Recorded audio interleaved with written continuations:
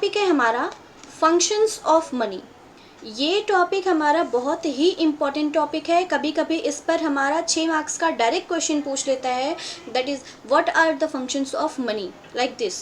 ठीक है, तो बात समझिएगा और थोड़ा सा अच्छे से, थोड़ा सीरियस हो करके और इस टॉपिक को समझिएगा। और अगर प्रॉब्लम हो तो आप अपने क्वेरीज जो है हमारे कमेंट बॉक्स में भी डाल सकते हैं। आप उसमें डाल करके अपनी क्वेरी को सॉल्व करवा लीजिएगा। ठीक है, तो चलिए स्टार्ट करते हैं। Functions of money, one of the most important topic of the chapter. Money का जो फंक्शन है उसको 2 पार्ट में बांटा गया है। पहला है हमारा प्राइमरी फंक्शन और दूसरा है सेकेंडरी फंक्शन, जिसको हम लोग सब्सिडियरी फंक्शन के नाम से भी जानते हैं। ठीक है, इसलिए मैंने यहाँ पर दोनों मेंशन कर दिया है। तो प्राइमरी फंक्शन और सेकेंडरी फंक्शन, मतलब प्राइमरी का मतलब होता है मेन और सेकेंडरी या सब्सिडियरी का मतलब होता है उसका हेल्पिंग, सहायक। ठीक है, तो मनी के फंक्शन को 2 पार्ट में जिस तरीके से बांटा गया है कि कुछ मेन है और कुछ उसके हेल्पिंग टाइप के हैं। ठीक, तो हम लोग चलिए देखते हैं पहला प्राइमरी फंक्शन को। तो प्राइमरी फंक्शन को फर्दर 2 पार्ट में डिवाइड किया गया है। फर्स्ट है हमारा मीडियम ऑफ एक्सचेंज और सेकंड है मेजर ऑफ वैल्यू। बच्चों अगर आप इसको पढ़ पा रहे हैं तो पढ़ करके देखिए। आप हम लोगों ने अभी जब स्टार्टिंग में क्लास के स्टार्टिंग में जब हम लोगों ने बार्टर सिस्टम डील किया था तो उसके ड्रॉबैक में हमने इन्हीं सब चीज़ों से मिलती जुलती कुछ चीज़ों को डील किया था। तो देखिए ये दोनों ही चीज़ें आपस में अच्छे से मिलती हैं, या इवन आप ये कह सकते हैं कि दोनों चीज़ें एकदम सेम हैं। ठीक है, तो इसमें बस फ़र्क क्या है कि हम लोग वहाँ पर बोल रहे थे कि वो ड्रॉबैक है बार्टर सिस्टम का, और यहाँ पर हम लोग बोल रहे हैं कि ये मनी के फंक्शंस हैं। तो फ़र्क क्या है, देखिए बार्टर सिस्टम के प्रॉब्लम को दूर करने के लिए ही तो मनी आई। ठीक है, तो वो जो प्रॉब्लम थी उसको हटा दिया, तभी तो मनी का इन्वेंशन हुआ। ठीक है, बात समझ रहे हैं। तो मनी का इन्वेंशन किस चीज़ के लिए हुआ, तो इन्हीं चीज़ों के लिए तो हुआ जो कि हमें बार्टर सिस्टम के टाइम में प्रॉब्लम होती थी। तो मतलब दोनों चीज़ें हम सेम कह रहे हैं। या तो हम ये कह लें कि बार्टर सिस्टम के टाइम हमें क्या क्या प्रॉब्लम होती थी, तो उसी प्रॉब्लम को हटाने के लिए कौन आया, मनी आया। तो जब मनी उसको हटाने के लिए आया तो ये उसका फंक्शन ही तो कहलाया ना, कि ये क्या है, मनी का फंक्शन ही है।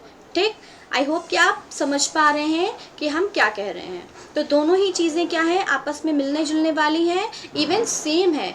वहाँ पे हम प्रॉब्लम की बात कर रहे होते हैं कि हम उस बार्टर सिस्टम में हमें वो प्रॉब्लम फेस कर रहे होते हैं, और उसी प्रॉब्लम को हटाने के लिए मनी आता है। तो ये हो गया मनी का काम। फंक्शन मतलब क्या, काम, कि मनी ने क्या किया आकर के, तो मनी ने ये काम किया है। ठीक है, तो जैसे फर्स्ट है इसमें हमारा प्राइमरी फंक्शन का मीडियम ऑफ एक्सचेंज। तो मनी ने सबसे पहला काम, सबसे मेन काम जो है मनी का, जो हमारी डेफिनेशन भी इन्वॉल्व करती है, वो क्या है, मीडियम ऑफ एक्सचेंज। कि कोई भी चीज़ जो हम एक्सचेंज करते हैं वो किसके थ्रू पॉसिबल हो पा रहा है, वो मनी के कारण ही हो पा रहा है। मनी के अगर नहीं थी तो हम लोग देखे थे कि हमारा फर्स्ट ड्रॉबैक था lack of double coincidence of fund. उस वक्त क्या था, हम लोग प्रॉब्लम फेस कर रहे थे, और उसी प्रॉब्लम को हटाने के लिए कौन आया, मनी आया, जिसका पहला हमारा फंक्शन बना medium of exchange. I hope it's all clear to you all. Second है हमारा मेजर ऑफ वैल्यू।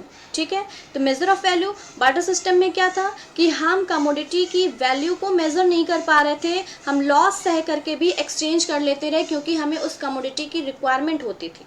ठीक है, तो इसी को दूर करने के लिए मनी आया। तो ये हमारा मनी का दूसरा काम हो गया, दूसरा फंक्शन हो गया, क्या, मेजर ऑफ वैल्यू। मतलब क्या हो गया कि अब हर एक चीज़ की वैल्यू हम लोग मनी में आराम से मेज़र कर पा रहे हैं। कोई भी चीज़ हो, एक सुई हो या एक कार हो, एक बिल्डिंग हो, कुछ भी हो, आज के डेट में हम उसकी वैल्यू किस में लगाते हैं, मनी के टर्म्स में ही लगाते हैं। तो ये हो गया मनी का 2 मेन काम। पहला कि किसी भी तरीके के एक्सचेंज को कंप्लीट करना, और दूसरा किसी भी चीज़ की वैल्यू का मेज़रमेंट कर लेना। ठीक है, तो ये हुआ मनी का 2 काम, first medium of exchange and second major of value. ठीक, अब आते हैं मनी के सेकेंडरी या सब्सिडियरी फंक्शन की ओर। तो ये है हमारा, जिसमें पहला आता है standard of deferred payment. Deferred payment का मतलब वही फ्यूचर पेमेंट जो हम लोगों ने ड्रॉबैक के टाइम पे पढ़ा था बार्टर सिस्टम के। याद कीजिए, हम लोगों ने लिखा था ना कि डिफ़िकल्टीज इन फ्यूचर पेमेंट। तो ये वही है बच्चों, स्टैंडर्ड ऑफ डेफर्ड पेमेंट। मतलब अब क्या हो गया कि अब फ्यूचर पेमेंट जो है वो पॉसिबल हो गई। अब आप आराम से अपने कॉन्ट्रैक्ट बेसिस पर ट्रांजैक्शन कर सकते हैं, आप आराम से अपने पेमेंट को टाल सकते हैं फ्यूचर के लिए, और फ्यूचर में आप पेमेंट कर सकते हैं। तो ये जो हमारा हो गया, ये प्रॉब्लम सॉल्व करने वाला कौन है? मनी है। तो ये मनी का हो गया हमारा नेक्स्ट फंक्शन। सेकेंडरी फंक्शन का दूसरा है हमारा स्टोर ऑफ वैल्यू। तो अब ये क्या कहता है? स्टोर ऑफ वैल्यू में हम लोग क्या है कि अब मनी के कारण ही हम लोगों ने चीज़ों को या फिर हम ये कहें कि ह्यूमन बींग्स के अंदर जो है वो सेविंग की जो होती है ना कि कैपेसिटी बिल्डिंग, वो स्टार्ट हो गई।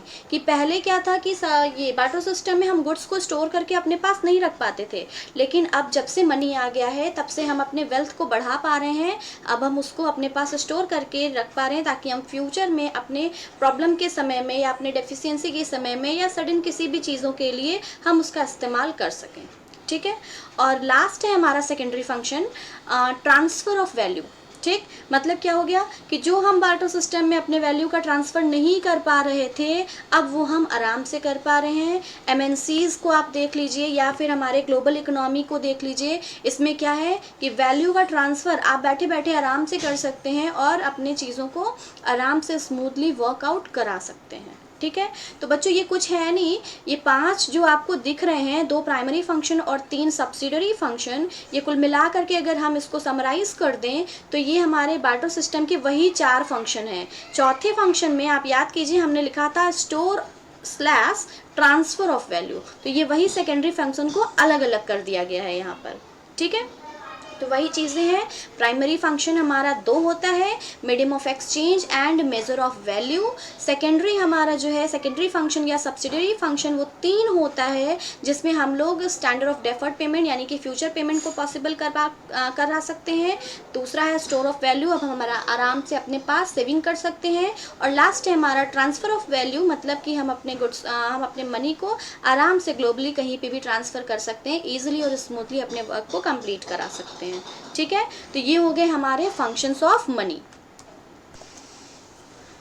बच्चों नेक्स्ट टॉपिक है हमारा सप्लाई ऑफ मनी। ठीक है, ये भी हमारा जो है एक 3 नंबर के लिए इम्पॉर्टेंट टॉपिक बनता है। यहाँ से क्वेश्चन जरूर फ्रेम होता है आपके बोर्ड एग्जाम में। तो आइए देखिए ये सप्लाई ऑफ मनी होता क्या है।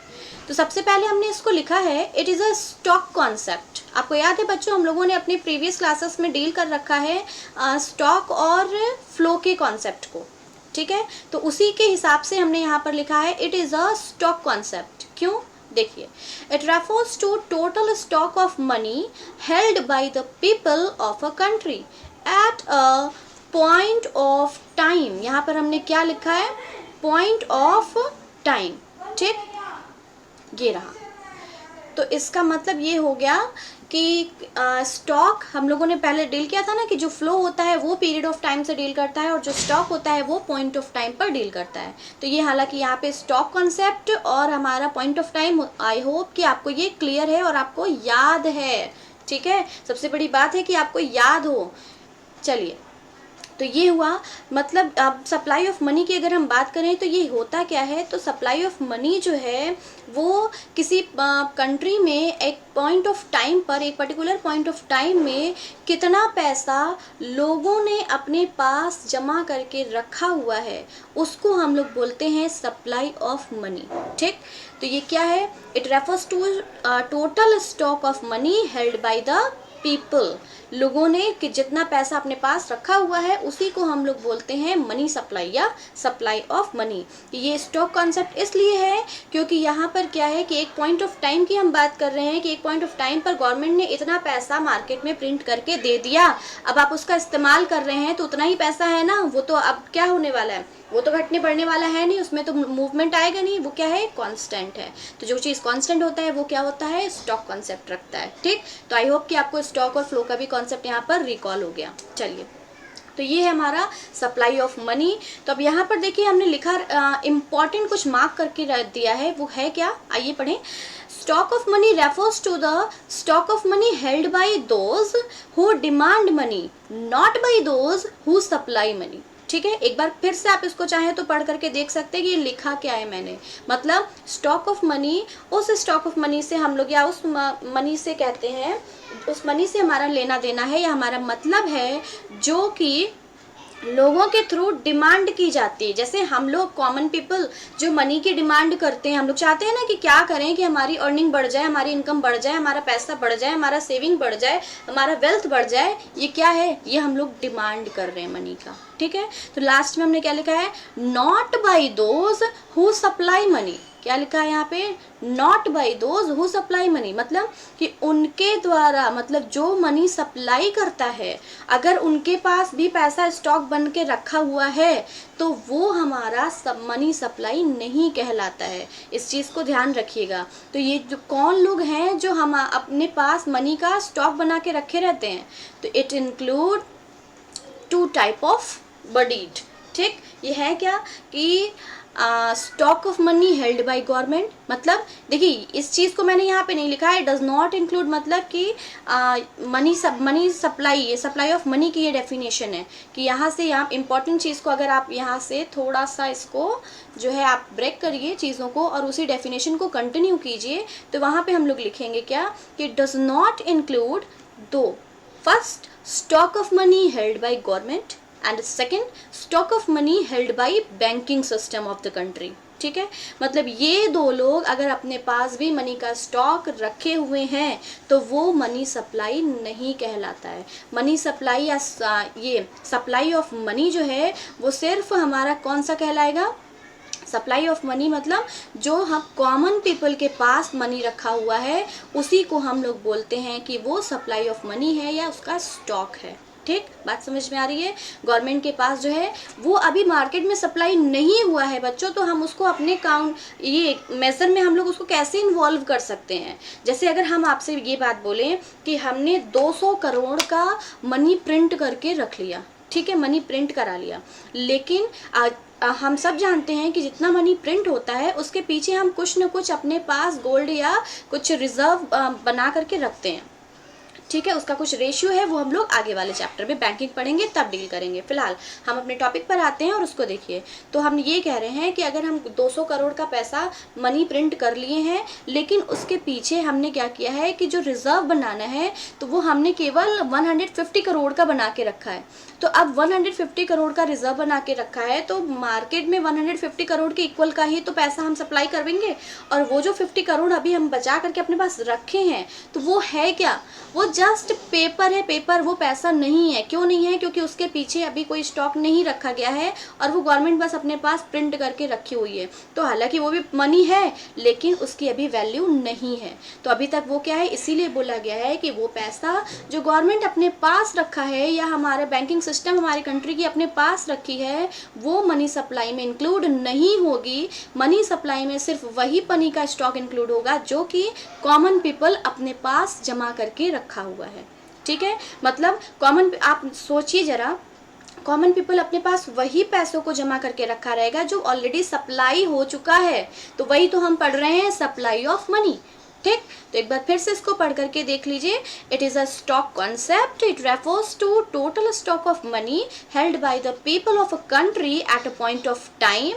और फिर इसके बाद आप इसी को कंटिन्यू करेंगे। It does not include stock of money held by government and stock of money held by banking system.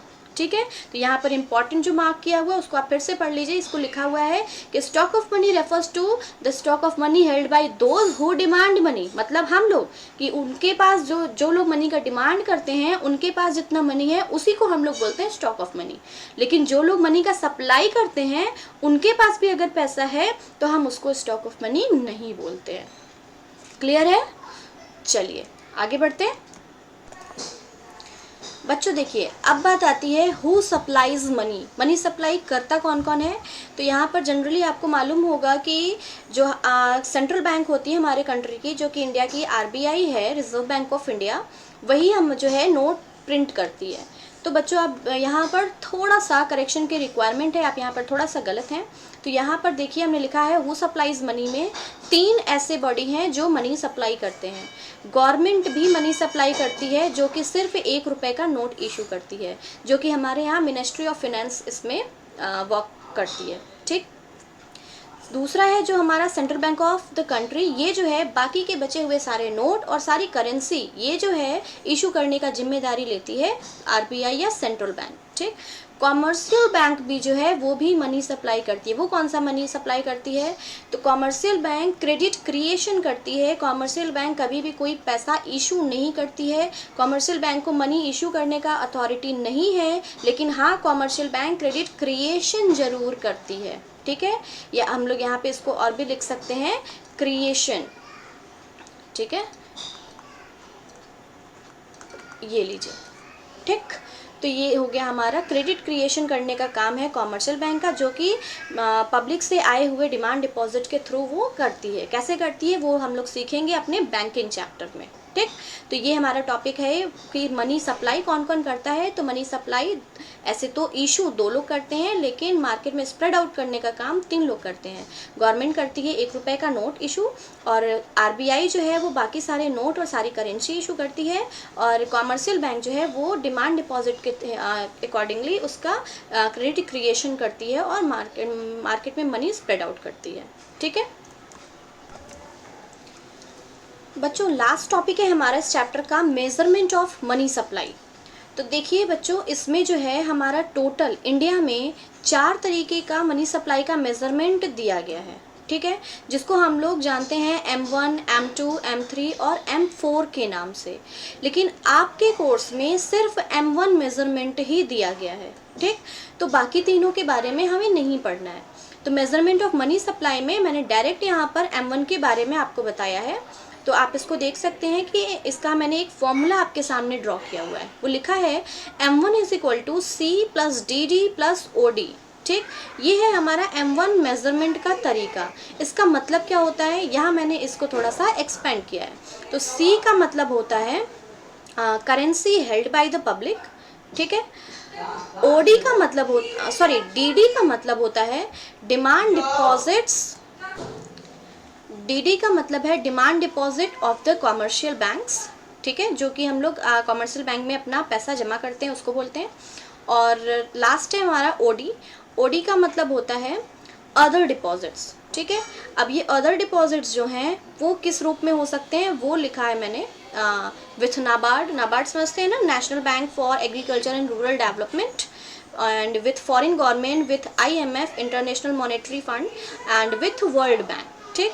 तो ये हुआ आपका एक छोटा सा कॉन्सेप्ट जो कि इम्पॉर्टेंट है, काफ़ी वेटेज भी रहता है इसका, कि यहाँ पर आपको सिर्फ मेजरमेंट में M1 ही पढ़ना है। मैं फिर से रिपीट कर रही हूँ कि आपके 12th के कोर्स में CBSE में स्पेशली कि इसमें आपको M2, M3 और M4 नहीं पढ़ना है। हालांकि हमारे 4 मेजरमेंट होते हैं, ये आप भले ही जान लीजिए, ठीक है। और M1 का फॉर्मूला है C + DD + OD, जिसका सेग्रीगेशन मैंने एक्सपेंड करके नीचे लिखा हुआ है, ठीक। तो ये हो गया हमारा आज का मनी और सप्लाई ऑफ मनी के चैप्टर, जो कि आपको ये सारे कॉन्सेप्ट आपके सामने हैं। अगर आपको फिर भी कोई डाउट है तो आप अपने क्वेश्चन को, आप अपने क्वेरी को कमेंट बॉक्स में डाल सकते हैं, ठीक। और आपकी क्वेरी को फटाफट से सॉल्व कर दी जाएगी। आई होप कि आपको कॉन्सेप्ट क्लियर हो, और मैं उम्मीद ये भी करती हूँ कि आपने चीज़ों को मेरे साथ साथ अपने कॉपी में ज़रूर से नोट भी किया है, मेंशन भी किया है, ताकि आप उसको भूलें ना, और जब भी आप रिपीट करना चाहें इस चीज़ को तो आप आराम से इसको रिकॉल कर लें, ठीक है। तो बच्चों चलिए फिर आज के लिए हम इतना ही, आज के हम अपने टॉपिक को यहीं ख़त्म करते हैं। इस चैप्टर का यहीं पर समापन होता है, और अब हम इसके MCQ और इसके कुछ क्वेश्चन भी डील करेंगे जो हम अगले क्लास में अपलोड करेंगे, ठीक है। तब तक के लिए आप खुश रहिए, पढ़ते रहिए, ठीक है। अपना ध्यान रखिए, बाय बाय।